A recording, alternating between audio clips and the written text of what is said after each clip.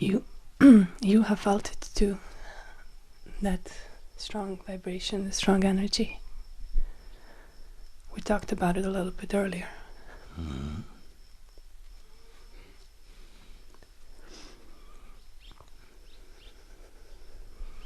You began to ask me something about this Kundalini energy. Yes. And I said, well, maybe I can talk about it later. Yes. So what do you want to ask me about it?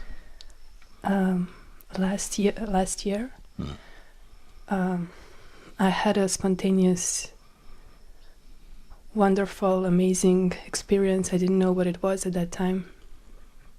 Later I found out that it's called Kundalini awakening. It was the most divine, amazing thing I have ever felt. No words can explain that feeling.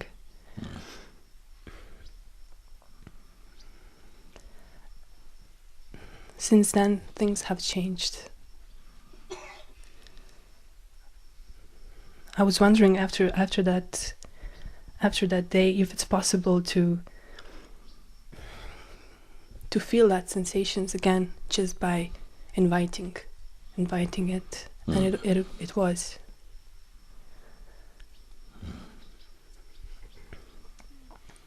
Now I know that I just feel things differently. It's not just theory. It's I just feel the energy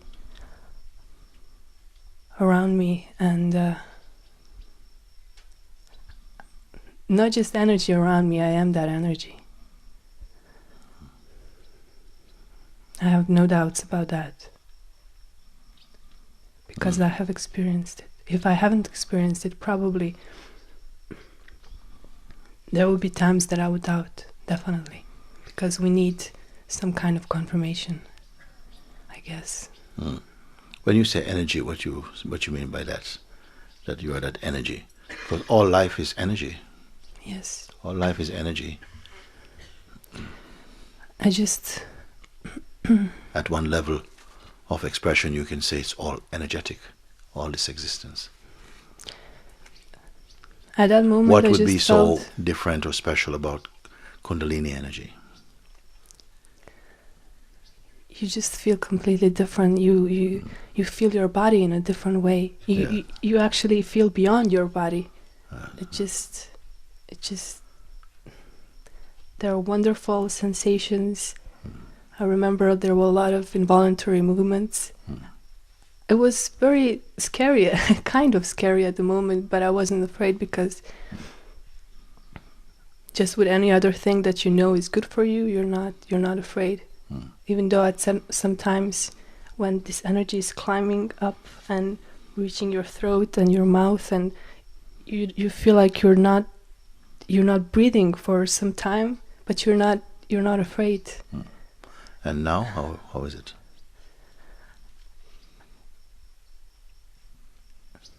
Now, it has its ups and downs, but I know that it will be like that in this lifetime. Every day will be a challenge. So it is an experience. Yes. Comes, like all experience, they have beginning, have end, have change. Yes. But it's not what you are. There's a physicality about it. And it's also sensational. It's a sensation. It comes. There's awareness of it also. Of its presence, of its weakening, of its strengthening, of its coming and going. So it is also a phenomenon that comes and goes. But that is fine. Yes. Nowhere in any form of yoga would that be admitted as the supreme state. It is only another sensation, strong, pleasant at times, as you use the word involuntary in its expression very often. So it's another effect in consciousness. Here we are concerned about the truth, but what really is in which energies flow, they come and go, but it cannot be described merely in energetic terminology. That is energy, it's coming and going, it's strong, it's light, it's like this. No, these are effects in consciousness. And so either you want to stay with that, and that becomes your thing that you enjoy, this energy, and people say you can do this with the energy or that, or you want to proceed further into your own nature, your true nature, and discover what is timeless in yourself.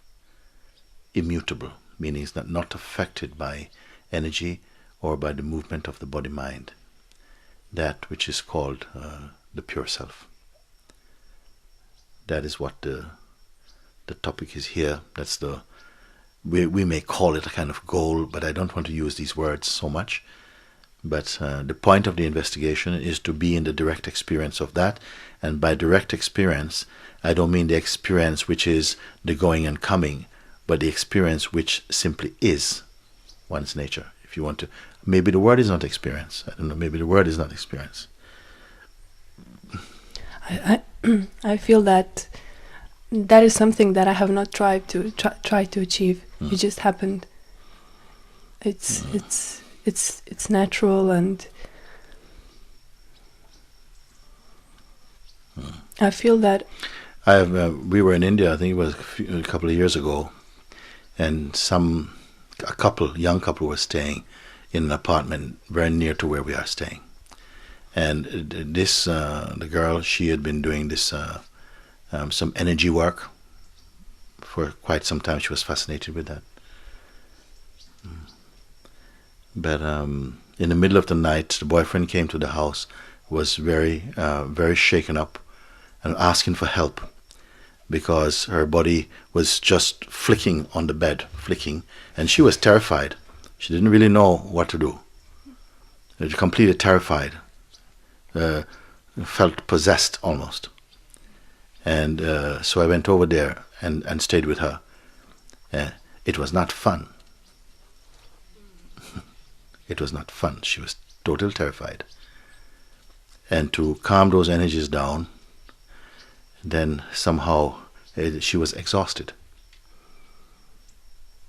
I would not encourage anyone to play around with energy work and, even Shaktipat and all of this thing if it is only for experience. Really, the real search should be really for the truth, and not for any kind of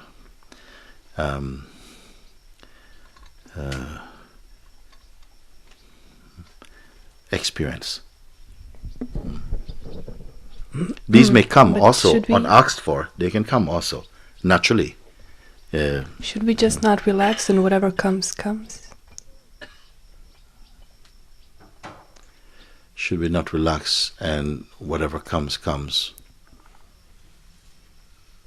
Sure, nothing wrong with that. Just stay present. This is something that came to me. Yes. You can carry on. You say stay present.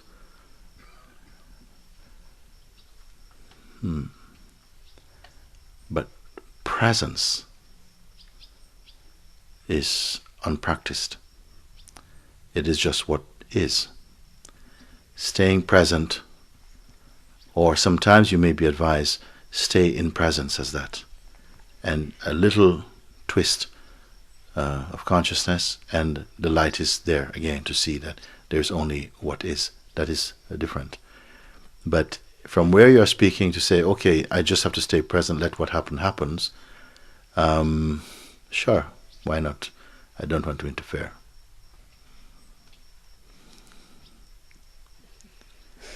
If you are sincere, and this is what it means, yeah, I just stay as I am, and whatever happens, happens, then why would you come to a place like this? Actually, that's unlike many people here, I didn't even know about you before I registered. It was a strange thing. I just knew I have a very strong intuition, and I just knew that I had to go somewhere, and some things were coming up, but no, that wasn't it. And then basically I just heard a day before or something like that, before the registration, and I just knew I had to register, and then later I watched a few of YouTube clips, so, and I didn't regret it.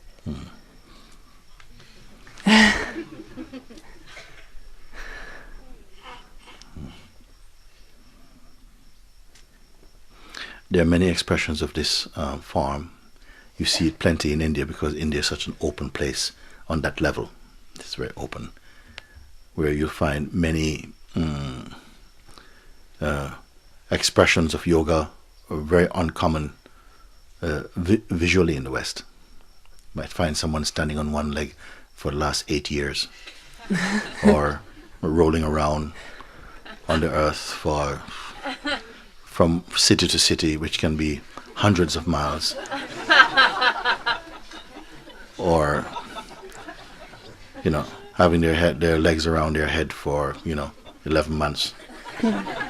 And you may say, I don't see the point of it really, but it is also consciousness, also expressions of consciousness, you can say like that.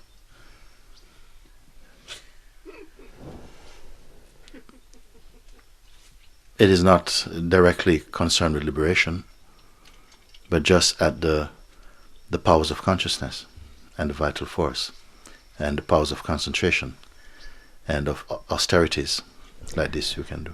Why do you say that it's not directly concerned with liberation? Because they're not liberated at all. They are sometimes just also ego can be very big. You feel very special, and people come, a crowd around you, you stand there, and something feels satisfied with this.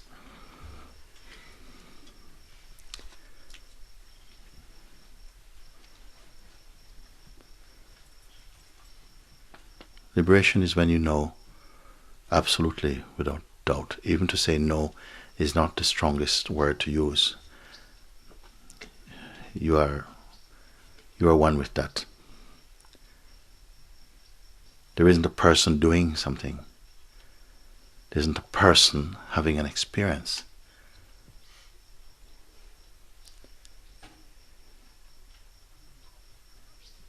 The whole idea about personhood becomes very, very thin for you.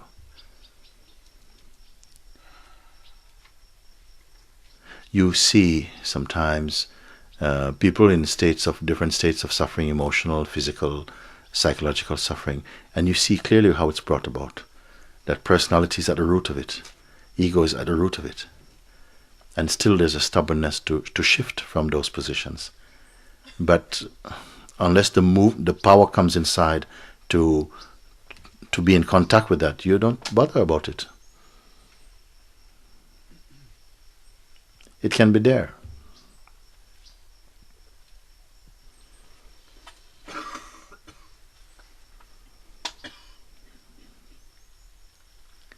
But these powers that you speak about, Kundalini energies, and they come and they are moving in the body and they're very beautiful and whatever.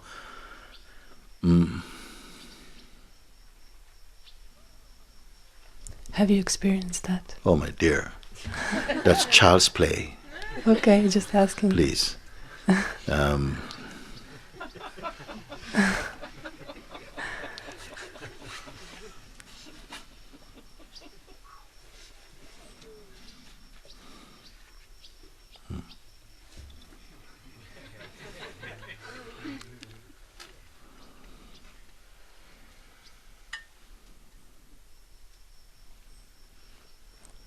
There are many yogis probably even here who have been doing these things or have been having these experiences for years and now are searching for freedom.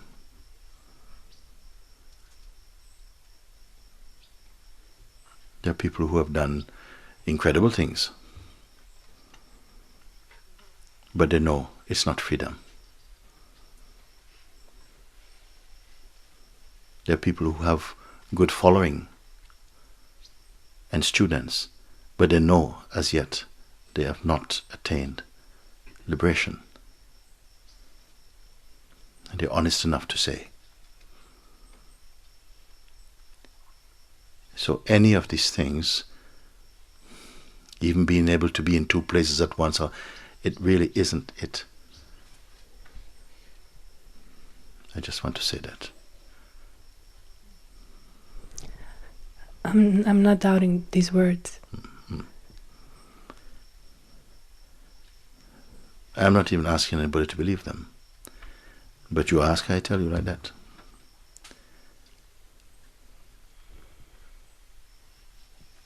My encouragement is only for those, and not for everybody. I don't feel to go around encouraging people to search for themselves. It's not my place. But some come by themselves. I don't know how.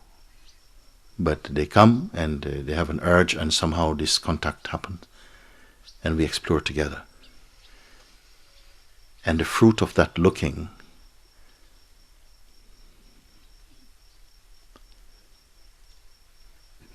is more beautiful in my eyes than any supernatural experiences or any Siddhic expressions. To see someone coming out of the suffering that is due to false identity.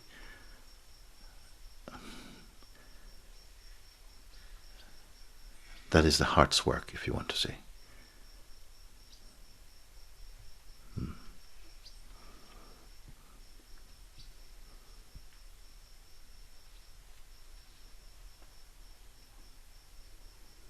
More than this I cannot say.